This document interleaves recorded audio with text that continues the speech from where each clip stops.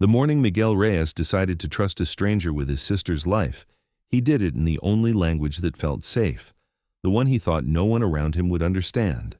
He was 9 years old, standing inside a Walmart supercenter in Albuquerque, New Mexico, on a Tuesday afternoon in early September, his hands balled into fists at his sides and his dark eyes scanning the fluorescent-lit aisles with the kind of controlled desperation that looks to anyone not paying close attention like nothing at all.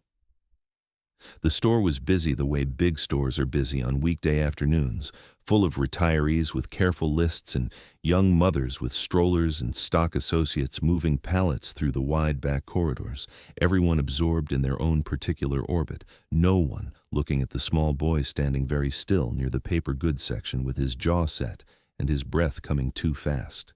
He had been trying to get someone's attention for 23 minutes. He had counted. Counting was something he did when he needed to stay calm, something his mother had taught him without knowing she was teaching it, just by doing it herself during hard stretches, counting the days until a bill was manageable, counting the blocks between the bus stop and home, counting the small good things that were still true when everything felt like it was falling apart. Miguel had been counting minutes since the moment he understood that the woman who had brought them inside this store was not going to take them to their mother and was not going to let them leave. He found the man near the automotive section, standing in front of a wall of motor oil with his arms crossed and his head tilted, reading the label on a quart of synthetic blend with the patient focus of someone who has rebuilt enough engines to know that details matter. Big. Weathered. Wearing a black leather vest covered in patches, a desert landscape stitched across the back, rockers above and below, smaller pins and emblems arranged across the front panels in the particular language of a life lived on the road. The kind of person Miguel had been told his whole life to avoid, not with words exactly, but with the subtle choreography of adults who steered their children to the other side of the street without explaining why. Miguel looked at him for 3 full seconds. Then he crossed the aisle, reached up, and tugged on his sleeve. And in rapid, terrified Spanish, barely above a whisper, he told the man that his little sister was crying in the bathroom, and the woman who had brought them inside was not their mother, and he did not know what to do, and he was sorry to bother him, but there was no one else left to ask. Calvin Ruiz heard every word. Calvin was 53 years old, a retired Army Staff Sergeant and current road captain for the Desert Brotherhood MC out of Albuquerque, a club that had spent the last 11 years building a reputation for veteran support, youth mentorship, and community work throughout the South Valley and the East Mountains. He was broad-shouldered and barrel-chested, with a graying black beard trimmed close to a jaw that had been broken once and set slightly wrong, a pair of hands that had rebuilt engines and carried wounded men and coached Little League for 6 consecutive years at a park 3 blocks from his mother's house, and a road name, Mudo, meaning Silent One, that had followed him since his 3rd deployment when his unit discovered that Calvin could go completely still and completely quiet in a way that unnerved people who weren't expecting it. He had grown up in Albuquerque's South Valley, the grandson of a man who had crossed into New Mexico from Chihuahua with $11 and a trade skill and built something honest from both. Spanish had been the first language Calvin learned to read, sitting at his grandmother's kitchen table with a worn Catholic school primer and a glass of horchata going warm beside him. He had spoken it every day until he enlisted. He had spoken it less since his grandmother passed 8 years ago, less occasion for it in the rooms he moved through now, though it lived in him the way first languages always do, not as something learned, but as something inhabited. He used it now. He crouched down to the boy's level, shifting his weight to his heels so he wasn't looming, keeping his hands visible and his voice low and unhurried, and he asked in quiet Spanish where exactly the bathroom was, what the woman looked like, how long his sister had been inside, whether the woman was in there with her. The boy's face did something in that moment that Calvin would think about for a long time afterward, a kind of involuntary collapse of the careful composure he had been maintaining, the look of a child who had been shouting into a void and suddenly felt the shouting land somewhere. His name was Miguel, he said. His sister was Daniela. She was 6 years old and she had a strawberry birthmark on her left wrist, and she was wearing a pink shirt with a cartoon fox on the front, and she had been crying for a while now, not loud crying, the quiet kind, which was worse.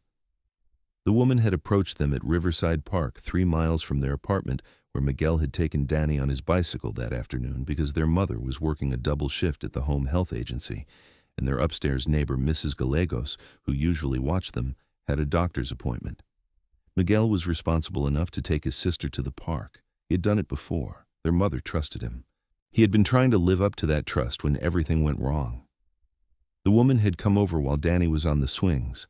She was friendly in a practiced way, the kind of friendly that had a shape to it, that went through motions. She said she knew their mother from the clinic. She said their mother had called her and asked her to bring the kids to the Walmart on Coors Boulevard because she was going to be nearby and could meet them there, and it would save time. Miguel had felt something wrong about it immediately, a small, cold feeling in his chest that he didn't have words for, but Danny had already climbed off the swings and the woman was already moving toward the parking lot, and he hadn't known how to stop it without looking foolish, without being the kind of kid who made problems. He had gotten in the car.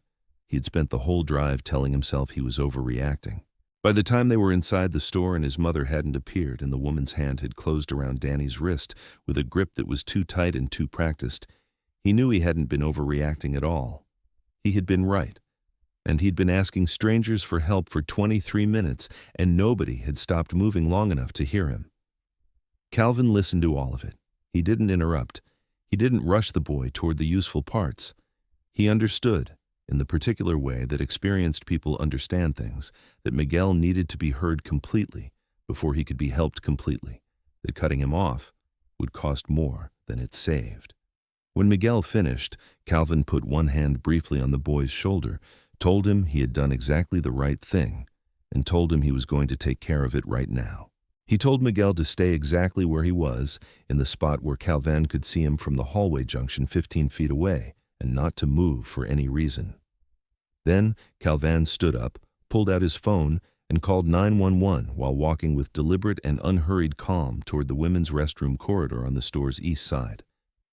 He gave the dispatcher his name and his location and his callback number with the practiced efficiency of a man who had made situation reports under considerably worse conditions than a Walmart on a Tuesday. He described the children, described the woman as Miguel had described her, gave the vehicle information Miguel had retained with the automatic precision of a child who had learned early that details were how you survived confusion. The dispatcher confirmed units were rolling. Estimated 4 minutes. Calvin told her he would maintain visual on all corridor exits and provide updates. He did not tell her he had already texted his road brother Cesar, who was outside with the bikes, to move to the garden center entrance on the building's north side. He did not think the dispatcher needed to know that part yet. What happened in the next 90 seconds required him to make the kind of decision that doesn't appear in any manual, but comes up constantly in real life, in the space between what the rules say and what the moment demands. The women's restroom had a single entrance and exit, a door set back into a short alcove off the main corridor. That corridor ran east toward the store's rear emergency exit and west toward a secondary passage that opened into the garden center, which had its own exterior entrance to the parking lot. Calvin positioned himself at the corridor junction, one shoulder against the shelving unit that marked the corner, angled so he had sight lines in both directions. He'd been standing there for perhaps 40 seconds when the restroom door opened. The woman came out, blonde hair pulled back, late 30s, wearing a floral blouse and dark athletic pants and white sneakers that were very clean. She was holding Danny's hand. The little girl's eyes were red and swollen, her free hand pressed flat against her stomach in the way children press against pain they have been told to be quiet about. She had stopped crying, or had been made to stop. The woman's body language as she came through the door was deliberately casual, the studied relaxation of someone who has decided that the best way through a situation is to perform innocence loudly enough that no one looks past the performance.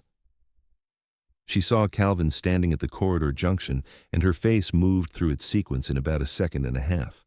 Surprise first, then the rapid processing of threat assessment, then the decision, visible if you knew what you were watching for, to smile. She said, "Excuse me," in a bright, frictionless voice. She said they needed to get back to their cart. Her daughter was hungry, long day. She moved to go around him. Calvin said one sentence. He said it in Spanish, pitched low and clear, and he said it directly to the little girl rather than to the woman. He told Danny that she was safe and that her brother was right outside waiting for her. The woman's grip on the girl's hand tightened in a reflex she couldn't suppress, a fraction of a second before her face rearranged itself back into its performance. But Danny's head had already come up, and the sound she made saying her brother's name was not the sound of a child reuniting with a sibling after a normal shopping trip. It was the sound of someone who had been very frightened for a long time and had just been told the fear was almost over. That sound was confirmation enough. Calvin stepped to the side, deliberately, carefully, giving the woman no physical basis for a complaint, but he repositioned himself so that turning away from him meant walking back into the main floor of the store, away from every exterior exit. He held his phone where she could see it. He kept his voice level and said, in English this time, that police were already inside the building and that the best decision she could make right now was to stay where she was. She ran. Not toward the main floor, which he had closed off, but back along the corridor toward the garden center passage, moving fast, her grip on Danny's hand still locked. Calvin followed at a distance that was close enough to maintain visual contact and far enough to avoid any allegation of physical interference, relaying position to dispatch in short, precise phrases. He did not need to run. He had already anticipated this. Caesar was at the garden center entrance. Cesar, whose full name was Cesar Armando Villanueva Ochoa, and whose road name was Wall, had played defensive end at New Mexico State for 2 years before a knee injury redirected his life toward motorcycles and eventually toward the Desert Brotherhood, and who filled a doorway the way very few people fill a doorway. The woman came around the corner of the garden center corridor and ran directly into the reality of Caesar standing just inside the exterior doors with his arms loose at his sides, and 2 Albuquerque Police Department officers coming through those same doors from the parking lot at that precise moment, because the universe occasionally arranges its timing with a kind of blunt poetry. She gave a false name. She gave it smoothly, without hesitation, with the eye contact of someone who had rehearsed this, who understood that confidence was armor. The officers took it down and ran it, while a 3rd unit secured the children with a victim advocate who had arrived in the 2nd car. It took 6 minutes for dispatch to confirm that the name didn't match the vehicle registration on the car found idling 40 feet from the garden center entrance, a dark blue Honda Pilot with Utah plates and a car seat in the back that was not the right size for a 6-year-old. It took 4 more minutes to cross-reference the physical description and pull an associated record. The match that came back was not for Danny and Miguel Reyes, who had not yet been reported missing because their mother was still on shift, and Mrs. Gallegos had not yet tried to check on them. The match came back for a child from Rio Rancho, 10 years old, missing for 11 days, last seen at a soccer complex off Southern Boulevard. The detective who responded came personally, a woman named Reyes, no relation, who had been working that case since the beginning, and whose face, when Calvin saw it, looked like someone who had been carrying something heavy for a long time and had just felt the weight shift. Calvin stood in the automotive aisle where it had started. Miguel was pressed against his side with both arms wrapped around Calvin's waist, not saying anything, his face turned into the leather vest with the Desert Brotherhood patches. Danny was in Calvin's left arm, her legs wrapped around his hip, one small hand gripping a patch she couldn't read, her breathing finally evening out into the slow rhythm of a child who has decided she is safe. Calvin held them both and did not say anything either. He had learned a long time ago that some moments did not need words. Part 2. Of 2. Detective Reyes took Calvin's statement in a quiet corner near the store's customer service desk, while the children stayed with the victim advocate, a soft-spoken woman named Patricia, who had a bag full of juice boxes and granola bars, and the particular gift of making children feel like the room they were in was the safest room in the world. The detective listened without interrupting, the way good detectives listen, taking notes in a small spiral notebook with a mechanical pencil, occasionally asking Calvin to slow down and repeat a detail. When he finished, she was quiet for a moment, then she told him about the go bag in the trunk of the Honda Pilot. Cash, mostly small bills, a prepaid debit card, a change of clothes in 2 different children's sizes, neither of which matched what Danny and Miguel were wearing, which suggested the woman had not known in advance exactly who she would find. a burner phone with the SIM card already removed. A laminated card with handwritten notes in a shorthand that the detective said she recognized from 2 previous cases, a kind of personal cipher that certain individuals used to track movements and handoffs without creating readable documentation. She said the word handoffs in the flat, clinical tone of someone who used it professionally and had learned not to let it land too heavily, and Calvin absorbed it the same way because some things you had to hold at a certain distance to keep functioning. She asked how he had known. He told her about Miguel, about the boy standing in the automotive aisle with his jaw set and his fists clenched and his eyes doing the work that his voice hadn't been allowed to do. About the decision to approach a stranger who looked like the least approachable person in the store because every other option had been exhausted. About asking for help in Spanish, because he believed, with the particular logic of a frightened 9-year-old, that if the adults around him couldn't understand the words, then they couldn't dismiss what the words meant. The detective wrote something in her notebook and then looked up at Calvin and said that in her experience, the children who found ways to ask for help under those conditions, who held themselves together long enough to identify the right moment and the right person and take the risk, those children were extraordinary. She said it simply, without sentiment, as a professional observation. Calvin said he agreed.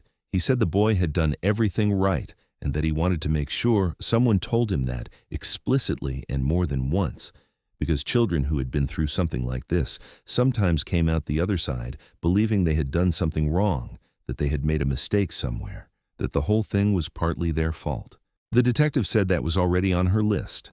Miguel and Danny's mother, Rosa Reyes, arrived at the store 47 minutes after the arrest.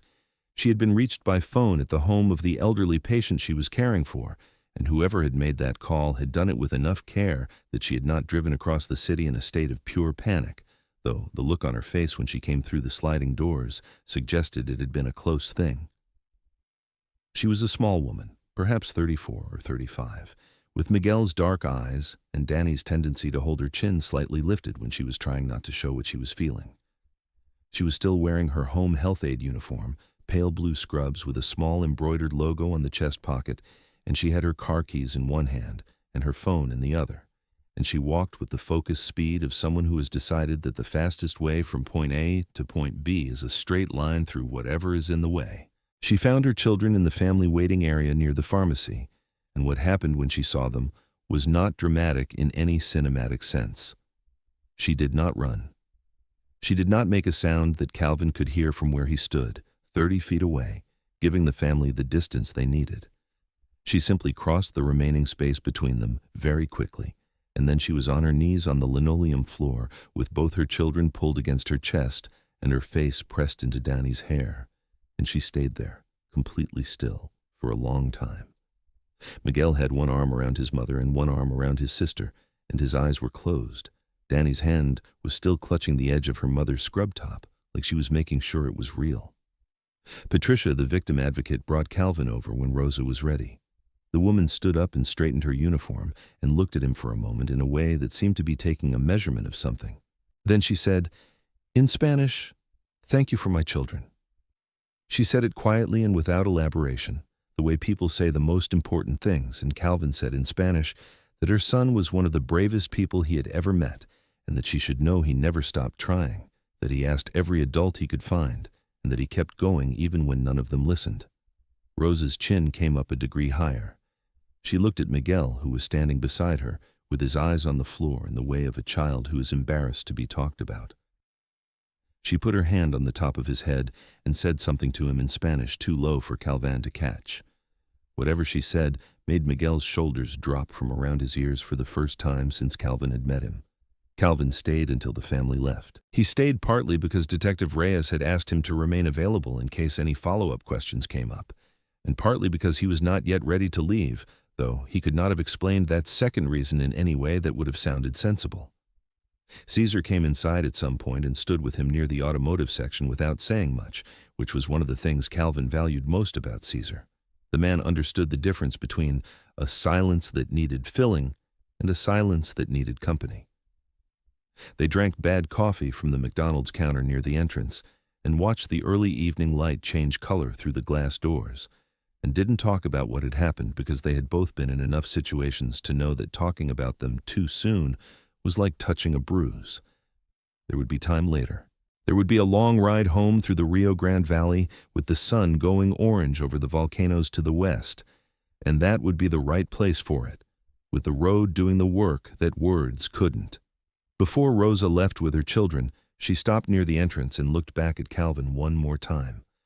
Miguel was beside her, holding Danny's hand, his bicycle helmet clipped to his backpack because he was the kind of kid who remembered to bring his helmet even to the park, even on an ordinary Tuesday afternoon that had turned into something else entirely. He looked at Calvin with an expression that was trying to be composed and mostly succeeding. Calvin raised one hand in a small acknowledgement, the kind of gesture that didn't require anything back. Miguel nodded once, the small grave nod of someone who understood that something had passed between them that neither of them had the words for yet. Then he turned and walked out with his family into the September evening. The case moved quickly after that. The woman, whose real name was eventually established through fingerprints and a record that stretched across 4 states, was connected to a network that had been operating along the I-25 and I-40 corridors for at least 3 years. The Rio Rancho girl was located within 72 hours, found through information developed from the burner phone's metadata even after the SIM had been removed, in a situation that Detective Reyes later described to Calvin, in a brief phone call, as better than it could have been, which Calvin understood was the most optimistic framing the circumstances allowed. 2 other individuals connected to the network were arrested in the following 2 weeks. The Honda pilot's movement history, reconstructed from toll records and gas station surveillance, provided investigators with a geographic picture that broke open several threads that had been cold for months. Calvin heard this in pieces, from Detective Reyes and from a contact he had at APD, who kept him loosely informed, and each piece settled into him with the particular weight of things that mattered without being finished, because these things were never really finished. They just reached points where the worst of them had been stopped, and the long work of repair could begin. He called Rosa Reyes 3 days after the Walmart, partly to check on the children, and partly because he had been thinking about Miguel and felt he owed the boy something that he hadn't been able to deliver in the moment. Rosa answered on the second ring and said the children were all right, that Danny was sleeping in Rosa's bed for now and would probably continue to for a while, that Miguel was quiet in the particular way he got when he was processing something large. She said the victim advocate, Patricia, had connected them with a counselor who specialized in children and that they had an appointment the following week. She said she was taking 2 days off work, which she could not afford, because some things cost what they cost. Calvin asked if he could speak to Miguel. There was a pause, and then the sound of the phone being handed over. He told Miguel that he had spoken to the detective and that she had confirmed that everything Miguel had done had been exactly right, that the information he had given, the details he had remembered, the descriptions he had provided, had been critical to what happened next. He told him that most adults in that situation would not have stayed as calm as he had, would not have kept trying after the first person walked away, would not have had the presence of mind to remember the color and make of a vehicle while being terrified. He told him that he had protected his sister and that his sister was home because of him, and that those 2 things were true and would stay true regardless of anything else. Miguel was quiet for a moment on the other end of the line. Then he asked, in a voice that was trying to be casual and wasn't quite, whether Calvin had really understood his Spanish right away or whether he had needed a moment to figure it out. Calvin told him it had been immediate, not a single word missed, and he heard Miguel exhale something that was almost a laugh. The Desert Brotherhood MC added a component to their community outreach program the following spring, something they called the Open Door Initiative, which they ran in partnership with 3 South Valley elementary schools and the Albuquerque branch of the National Center for Missing and Exploited Children. It was built around a simple idea that turned out to be more complicated than it sounded in practice, teaching children how to ask for help effectively in public spaces, how to identify trustworthy strangers when the people they were supposed to trust weren't available, how to stay calm long enough to give someone useful information. They taught parents how to have those conversations without creating fear that paralyzed rather than prepared.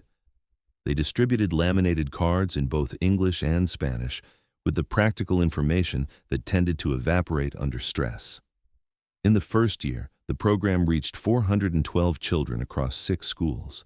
Two Desert Brotherhood members, both of whom spoke Spanish, volunteered as primary presenters for the bilingual sessions. Calvin drove to every one of them. Miguel came to one of those sessions the following October, a year and a month after the Walmart. He was 10 by then, taller, with the beginning of the self-possessed steadiness that some children develop after they have been through something and come out the other side with their sense of themselves intact. He sat in the third row with his mother beside him, and he listened to Calvin explain, in both languages, why it mattered that children knew they were allowed to ask for help, that the asking was not a weakness or an imposition, that the adults who were worth trusting would not make them feel foolish for trying. Afterward, during the informal period when the children could ask questions, Miguel raised his hand. He asked Calvin whether it had mattered, when he had approached him in the store, that Calvin had understood Spanish, whether things would have turned out the same way if he hadn't. Calvin thought about this for a moment in the way of a man who respects the question enough not to answer it quickly. Then he said that what had mattered most was that Miguel had not stopped trying, that he had gotten to Calvin eventually, and that if Calvin had not understood Spanish, Miguel would have found another way to communicate what he needed to communicate, because that was the kind of person he was, the kind who kept going. He said that being understood in your own language was a gift, that it mattered in ways that went beyond mere information transfer, that it meant something to a person to be met in the place where they actually lived rather than being asked to come out and meet someone else's terms. He said he was glad he had been standing in that aisle, and glad he had been who he was, and glad that Miguel had made the decision he made. But he said the decision was the part that could not be taken for granted, because that had been Miguel's, entirely, made under conditions that would have broken a lot of people older and larger and more practiced at hard things. Miguel nodded slowly at this, the way people nod at something they are going to continue thinking about for a long time. Rosa, beside him, was looking at Calvin with an expression he had come to recognize over the past year in the phone calls and the occasional Sunday dinner at her apartment, where he had somehow become a regular, in the way she watched him with her children. It was the expression of someone who had needed something very specific at a very particular moment and had gotten it, and who understood the odds against that kind of alignment well enough to feel the full weight of what it meant. He stayed for the whole session. He stayed afterward while Caesar and two other brothers folded up the chairs and collected the materials and loaded everything back into the van they used for outreach runs. He stood in the parking lot of the community center with the October sky going purple above the Sandia Mountains and thought about a boy in a store who had asked for help in a language he thought would keep him safe because it would not be understood, and about the particular grace of being wrong about that in exactly the right direction, at exactly the right time, in front of exactly the right person. He thought about all the children who had asked and not been heard, and about the ones who had stopped asking because the not being heard had taught them that asking was pointless, and about the work of undoing that lesson one school gymnasium and one laminated card and one honest conversation at a time. He thought about his grandmother's kitchen table and a worn primer and a glass of horchata going warm, and about the things that stay in a person long after the occasion for them has passed, waiting for the moment when they are exactly what someone needs. He thought that his grandmother would have understood all of this without needing it explained to her. He thought she would have been pleased. He put on his helmet, swung onto his Road King, and rode home through the valley with the mountains going dark behind him and the city lights coming on ahead and the road doing, as it always did, the work that nothing else could quite manage.